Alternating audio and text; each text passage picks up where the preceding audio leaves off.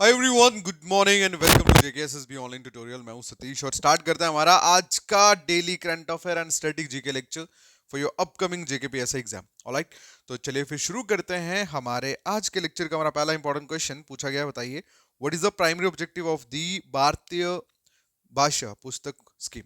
तो भारतीय भाषा, भाषा मतलब लैंग्वेज, पुस्तक मतलब बुक।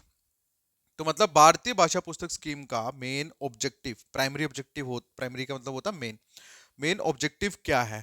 ऑलराइट, तो इसका जो आंसर है that is providing digital text book in Indian language. ठीक है, मतलब टेक्स्ट बुक को इंडियन लैंग्वेज में प्रोवाइड करना, यही इसका मेन मोटिव है। ठीक है, प्राइमरी ऑब्जेक्टिव है। ठीक है, डिजिटल बेसिकली होता है जैसे आप लोगों का ऑनलाइन पीडीएफ फॉर्म, जो फॉर्म में जो कॉन्टेक्स्ट होता है, बुक्स होती हैं, उन्हें डिजिटल बुक्स बोलते हैं। तो अब वो डिजिटल बुक्स जो हैं वो अब भारतीय इंडियन लैंग्वेज में पब्लिश हो, यही इसका मेन मकसद है। ठीक है, और 2025-26 में यूनियन बजट में ये इंट्रोड्यूस करा गया है कि भारतीय भाषा पुस्तक स्कीम जो है वो अब मतलब प्रोवाइड की जाएंगी, जिसमें डिजिटल टेक्स्ट बुक जो रहेंगी वो अब इंडियन लैंग्वेज में रहेंगी। इसका मेन मकसद यही है, it's aim to make learning more accessible for students in schools and universities. कहने का मतलब ये कि अब जब हम इंडियन लैंग्वेजेस में उनको कन्वर्ट करेंगे या चेंज करेंगे, इससे होगा यूं कि मैक्सिमम एक्सेस रहेगा बच्चों को, यूनिवर्सिटीज में रहने वाले लोगों को, सो दैट कि वो इजिली उसे पढ़ सकें।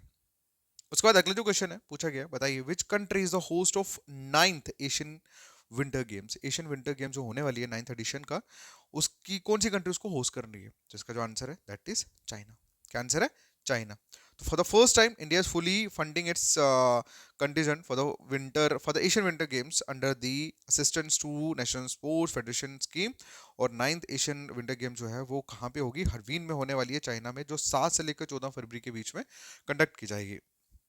नेक्स्ट क्वेश्चन की अगर हम बात करें, क्वेश्चन में पूछा गया, बताइए world wetland day celebrated on which day every year. मतलब हर साल वर्ल्ड वेटलैंड डे जो है वो कब सेलिब्रेट किया जाता है। तो इसका जो आंसर है दैट इज 2 फरवरी को। ठीक है, कब किया जाता है? 2 फेब को। ओके, तो ओके सो एक और चीज मुझे बोलनी है। अगर हम बात करें total number of Ramsar sites की इंडिया में, अब वो कितनी पहुंच गई है? अब वो 89 हो गई है। ठीक है, तो चेंज हो गया, पहले के मुकाबले बढ़ गई है, क्योंकि अभी जो इंडिया में बेसिकली 4 न्यू रामसर साइट्स जो हैं वो इंक्लूड हुई हैं वर्ल्ड वेटलैंड डे पे, जो कि 2 फरवरी को था। तो इसी के चलते टोटल रामसर साइट जो है वो अब 89 हो गई हैं। ओके, नेक्स्ट जो क्वेश्चन है पूछा गया, बताइए आरबीआई यानी कि रिजर्व बैंक ऑफ इंडिया ने रिसेंटली लॉन्च करा है digital payment system for feature phone. Feature phone के लिए एक new digital platform payment system जो है वो इंट्रोड्यूस करा है आरबीआई ने।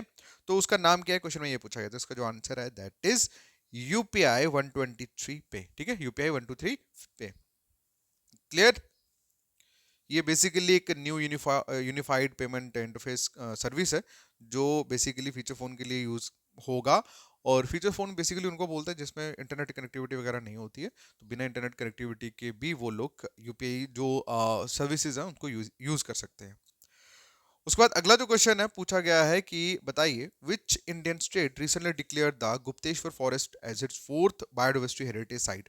मतलब कौन सी स्टेट ने रिसेंटली गुप्तेश्वर फॉरेस्ट को अपनी फोर्थ बायोडाइवर्सिटी हेरिटेज साइट जो है वो घोषित करा है, डिक्लेयर करा है। तो इसका जो आंसर है दैट इज उड़ीसा। क्या आंसर है? उड़ीसा। तो उड़ीसा ने बेसिकली डिक्लेयर करा है, एंड इसका मेन मकसद यही है ताकि जो यूनिक इकोसिस्टम है हमारे भारत में, ठीक है, सॉरी, हम उन पर्टिकुलर उड़ीसा के उस एरिया में, तो उसको अच्छे से प्रोटेक्ट एंड प्रिजर्व किया जाए। ठीक, क्योंकि जब कभी किसी चीज़ पे सरकार अपना पोजेशन करती है तो उसका मेन मकसद यही होता है कि उसको नष्ट होने से बचाया जा सके, उसे प्रोटेक्ट किया जा सके, सो दैट कि वो जितनी भी उसकी नेचुरल एक्चुअल में जो नेचुरलिटी है वहाँ पे उसकी, वो वैसी की वैसी बरकरार रहे। उसके बाद अगले क्वेश्चन की अगर हम बात करें, क्वेश्चन में पूछा गया है, बताइए which organization recently unveiled the grow initiative for agroforestry development in India। कौन सी ऑर्गेनाइजेशन ने रिवील करी है, अनवील, सॉरी, अनवील का मतलब होता है शोकेस करना, स्पष्ट करना, हिंदी में बोलते हैं स्पष्ट करना, इंग्लिश में अगर बोले तो यू कैन से इंट्रोड्यूस करना लगा लो। ठीक है, ग्रो इनिशिएटिव को किसके लिए? Agro forestry development in India के लिए। तो इसका जो आंसर है दैट इज नीति आयोग। नीति आयोग ने अनवील करा है ग्रो इनिशिएटिव, ठीक है, एग्रो फॉरेस्ट्री डेवलपमेंट के लिए, जिसका मेन मकसद यही है कि इंडिया के जितने भी वेस्ट लैंड है उसे मतलब उन सभी के ऊपर सस्टेनेबल एग्रो फॉरेस्ट्री प्रैक्टिस जो है वो करी जा सके, सो दैट कि एनवायरमेंटल कंजर्वेशन को प्रमोट किया जा सके, जिसमें जिसके तहत जो भी मतलब लोग जो रूरल एरियाज में रहते हैं उनका जीवन यापन जो है वो भी थोड़ा एनहेंस हो सके, बेहतर हो सके, ठीक है। अगले क्वेश्चन की अगर हम बात करें, क्वेश्चन में पूछा गया which country is currently experiencing the weather phenomena known as the pineapple express storm. तो पाइनएप्पल एक्सप्रेस स्टॉर्म ये बेसिकली एक वेदर फिनोमिना है, ठीक है, एक वेदर कंडीशन है। अब क्वेश्चन में ये पूछा गया कि कौन सी कंट्री इस टाइम पे इस पर्टिकुलर सेम सिचुएशन को एक्सपीरियंस कर रही है, तो इसका जो आंसर है दैट इज यूएसए। क्या आंसर है? यूएसए। तो यूएसए बेसिकली यूएस की जो वेस्टर्न कोस्ट है वो वहां पे इस तरह का स्टॉर्म पाइनएप्पल एक्सप्रेस स्टॉर्म जो है वो देखने को मिल रहा है, जहां पे मतलब हैवी रेनफॉल के साथ साथ फ्लडेड मतलब फ्लड वाला माहौल जो है वो बन जाता है ना, उसी को बोलते हैं पाइनएप्पल एक्सप्रेस स्टॉर्म।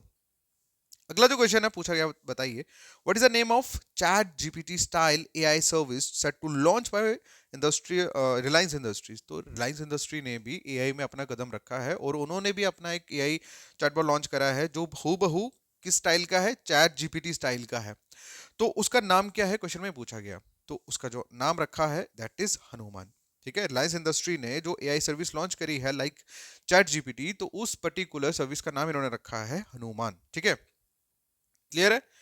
चलिए उसके बाद अगला जो क्वेश्चन है पूछा गया, बताइए which institute collaborated with AIIMS for H Q elbow replacement surgery. तो कौन से इंस्टीट्यूट के साथ एम्स ने कोलैबोरेट करके एल्बो रिप्लेसमेंट सर्जरी की मतलब एल्बो रिप्लेसमेंट सर्जरी के रिलेटेड कोलैबोरेशन करा है एम्स ने किस इंस्टीट्यूट के साथ, क्वेश्चन में ये पूछा गया।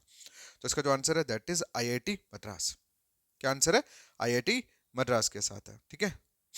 चलिए अब देखो, जब भी कभी किसी आईआईटी के साथ कोई भी डिपार्टमेंट या कोई भी इंस्टीट्यूट कोलैब करता है, रीजन यही होता है कि उस पर्टिकुलर चीज में थोड़ा सा एडवांसमेंट जो है वो किया जाए, टेक्नोलॉजी को इंप्रूव किया जाए, ठीक है, क्लियर। चलिए नेक्स्ट क्वेश्चन है पूछा गया है, बताइए which state government launch the Swadhar scheme to empower women. तो वुमेन एम्पावरमेंट के लिए स्वद्रा स्कीम कौन सी स्टेट गवर्नमेंट ने लॉन्च करी, क्वेश्चन में ये पूछा गया। इसका जो आंसर है वो आप लोग करोगे कमेंट सेक्शन में, बिकॉज ये क्वेश्चन है रिवीजन, ओके। आप लोग सभी इसका आंसर जानते हैं एंड आई वांट कि जितने भी बच्चे इस क्वेश्चन को देखें they all give their right answer of this question in the comment section, alright, and it's very important actually. This is just this is not just like कि आपने comment कर दिया, believe me all students who are giving answer in the comment section, it will really help you in the examination, okay. So thank you so much, मिलते हैं next video में, तब तक के लिए टेक केयर, बाय बाय।